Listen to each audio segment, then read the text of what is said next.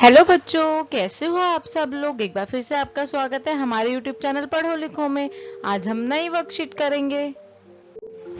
ये आज की हमारी वर्कशीट रहेगी, वर्कशीट नंबर 62 विद आंसर्स। हम वर्कशीट करेंगे क्लास 6 to 8 के लिए है ये, और हम डेट है 15 सितंबर 2020। आइए यहाँ पे जो वर्कशीट दी हुई है एक बार हम इसके बारे में डिस्कस कर लेते हैं। यहीं यहाँ पे बच्चों आपको अपना नाम लिखना है, यहाँ पे अपने टीचर का नाम लिखना है। ओके, यहाँ पे आपकी क्लास दी है 6 to 8, तो आप ये 6, 7, 8 तीनों क्लासेस के लिए तीनों क्लास करेंगे। डेट यहाँ पे मेंशन ही है। यहाँ पे लद्दाख के बारे में और केरल के बारे में कुछ इन्फॉर्मेशन है। आइए एक एक करके हम पढ़ते हैं। पहले लद्दाख के बारे में पढ़ेंगे। ये लद्दाख है, यहाँ पे सब दिखाया हुआ है कि लद्दाख कहाँ पर है। ये एरिया जो है लद्दाख में दिया गया है। आपको ये पता ही है, अभी चीन से साथ हमारी जो लड़ाई चल रही है इंडिया की, उसमें यहीं पे ही इश्यूज चल रहे हैं इसी एरिया में, तो थोड़ा सेंसिटिव एरिया। आइए इसको पढ़ लेते हैं कि क्या दिया हुआ है यहाँ पे। लद्दाख अब केंद्र शासित प्रदेश जम्मू और कश्मीर के पूर्वी हिस्से में पहाड़ियों में बसा एक ठंडा रेगिस्तानी इलाका है। हमने तो राजस्थान के रेगिस्तानों के बारे में पढ़ा है कि वो बहुत गर्म होते हैं, रेगिस्तानी, पर जो लद्दाख की जो एरिया है ये एक ठंडा रेगिस्तानी इलाका है। रेगिस्तान है, रेत है, पर ये ठंडी है। यहाँ बहुत टेम्परेचर बहुत ज्यादा लो रहता है, कम रहता है टेम्परेचर, यहाँ बहुत ठंड होती है। यह इलाका हर वर्ष काफी लंबे समय तक बर्फ से ढका रहता है, कि यहाँ पे मैक्सिमम टाइम पूरे साल में बर्फ ही बर्फ रहती है, क्योंकि ये थोड़ा हिली एरिया पड़ जाता है, हिल्स पे रहता है, रेगिस्तान है पर बर्फ बहुत है। इस क्षेत्र में बहुत ही कम पेड़ उग पाते हैं। पीने के पानी के लिए लोग गर्मी के महीनों में पिघलने वाली बर्फ पर निर्भर रहते हैं। मतलब वहाँ पानी की भी बहुत कमी है। लोग किस पे निर्भर है, जो सर्दियों में बर्फ जमती है, गर्मी के महीनों में उसी को पिघलने का वेट करते हैं कि वो पिघलेगी और उससे पानी बनेगा। यहाँ के लोग एक खास किस्म की भेड़ पालते हैं। भेड़ मतलब शीप, जिससे पश्मीना ऊन मिलता है। पश्मीना जो ऊन है वो बहुत ही गर्म होता है, बहुत ही पतला होता है। मतलब मैंने सुना है कि बहुत ही छोटी सी अंगूठी की अंगूठी में से वो निकल जाएगा एक शॉल पश्मीना का। और पश्मीना बहुत महंगा भी होता है, और ये सिर्फ खास किस्म की भेड़ से ही मिलता है। ओके, अब आगे पढ़ते हैं। यह ऊन कीमती है, इसलिए पश्मीना शॉल बड़ी महंगी होती हैं। ये मैं आपको अभी बता चुकी हूँ। लद्दाख के लोग बड़ी सावधानी से इस ऊन को इकट्ठा करके कश्मीर के व्यापारियों को बेच देते हैं। मतलब लद्दाख में इकट्ठा होती है ये, और कहाँ बिकती है, कश्मीर में। मुख्यतः कश्मीर में ही पश्मीना शॉलें बुनी जाती हैं। मतलब पश्मीना की ऊन कहाँ बनती है, लद्दाख में, और वहाँ की जो शॉलें बुनी जाती है वो बुनी जाती है कहाँ पर, हमारी कश्मीर में। यहाँ के लोग दूध से बने पदार्थ जैसे मक्खन, चीज, खास तरह का कोई छेना एवं मांस आदि खाते हैं।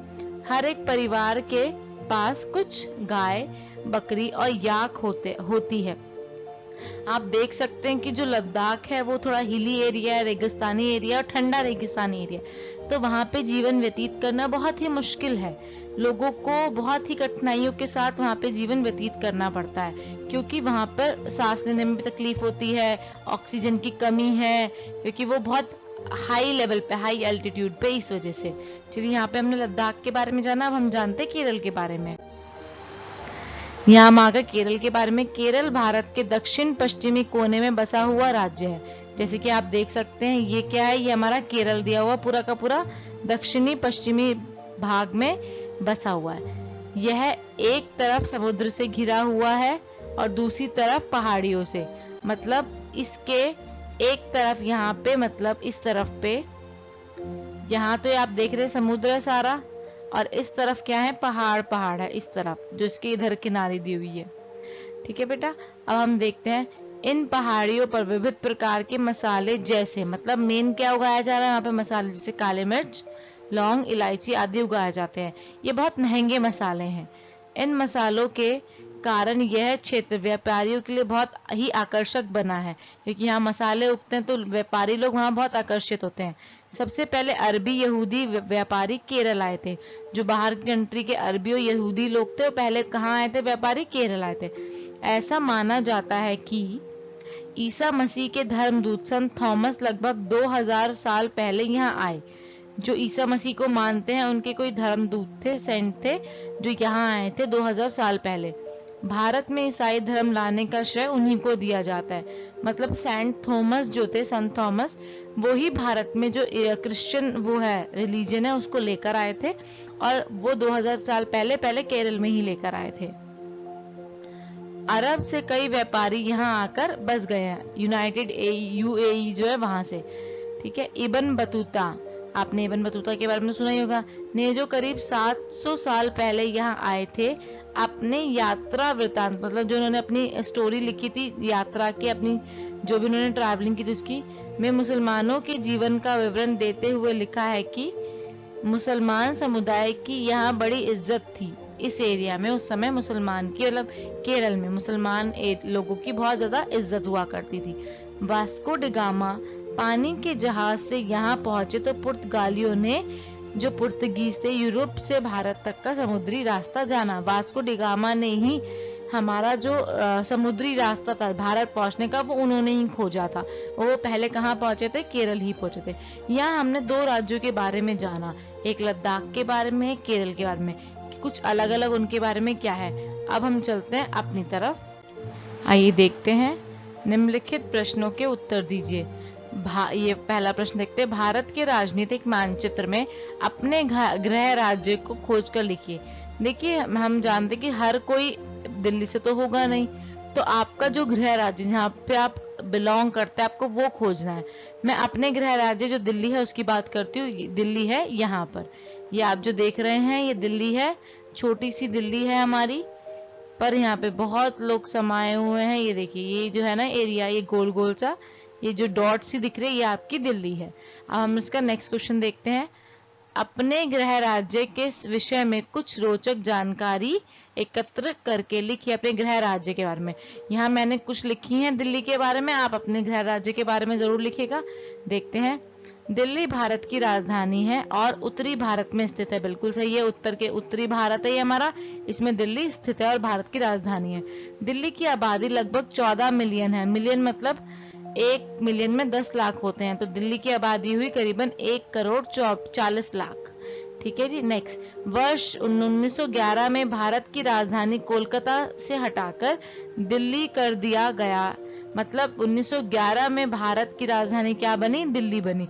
और भारत की स्वतंत्रता के बाद दिल्ली को ही भारत की राजधानी बनाई गई। 1911 में दिल्ली को भारत की राजधानी बनाया गया। उससे पहले क्या थी भारत की राजधानी? कोलकाता। 1 नवंबर 1956 को केंद्र शासित क्षेत्र में शामिल किया गया। पहले दिल्ली यूनाइटेड स्टेट नहीं थी, केंद्र शासित प्रदेश नहीं थी। 1956 में उसको केंद्र शासित क्षेत्र में शामिल किया गया। दिल्ली को भारत की धड़कन भी कहा जाता है, क्योंकि यहाँ पर भारत के प्रत्येक प्रांत से आए लोग रहते हैं। यहाँ पे क्या है? अलग अलग प्रांत से, क्योंकि दिल्ली में हर प्रांत के लोग रहते हैं, हर राज्य के लोग आके रहते हैं। लास्ट देखते, दिल्ली एक महत्वपूर्ण ऐतिहासिक शहर है जहाँ पर कई सारी मस्जिदें, मंदिरें, गुरुद्वारे आदि है। आप भी इस चीज को जानते हैं कि दिल्ली में बहुत सारी मस्जिद है, मंदिर है, गुरुद्वारे हैं, बहुत सारे हिस्टोरिकल मॉन्यूमेंट भी है देखने के लिए। इसलिए दिल्ली एक टूरिस्ट प्लेस भी बना रहता है, और यहाँ की जो पुरानी चीजें हैं वो भी बहुत अच्छी है, फेमस है यहाँ पर। ये हमने दिल्ली के बारे में जाना। अब हम इसके अलावा भी आपको जो भी एक अच्छी बातें, रोचक जानकारी मिले दिल्ली के बारे में, आप जरूर लिखिए। अब हम चलते हैं क्वेश्चन 3 की तरफ। भारत विविधता में एकता वाला देश है, वर्णन कीजिए। चलिए, इसको भी मैंने वर्णन करने की कोशिश की है। यहाँ पढ़ते हैं। भारत एक विविधतापूर्ण देश है। बिल्कुल है, हमने देखा है कि यहाँ पे बहुत तरह के लोग रहते हैं। इसमें विभिन्न भागों में भौगोलिक अवस्थाओं, मतलब कोई प्लेन एरिया है, कोई पहाड़ी एरिया है, कहीं नदियां बह रही है, हर जगह नदियां नहीं बह रही है, हर जगह पहाड़ नहीं है, हर जगह समतल नहीं है, तो अलग अलग भौगोलिक अवस्था है। निवासियों और उनकी संस्कृतियों में काफी अंतर है। बिल्कुल है। देश के निवासियों के अलग अलग धर्म, विविधतापूर्ण भोजन और वस्त्र उतने ही भिन्न हैं जितनी उनकी भाषाएं और बोलियां। बिल्कुल, वस्त्र भी अलग पहनते हैं, भोजन भी, और भाषाएं, बोलियां भी उनके अलग है। इसके बावजूद भी यहाँ के सभी लोग विभिन्न प्रकार के धर्म, नस्ल, संस्कृतियों और परंपराओं का सम्मान करते हुए मिलजुल के एक साथ रहते हैं। सभी लोग में भाईचारे की भावना है।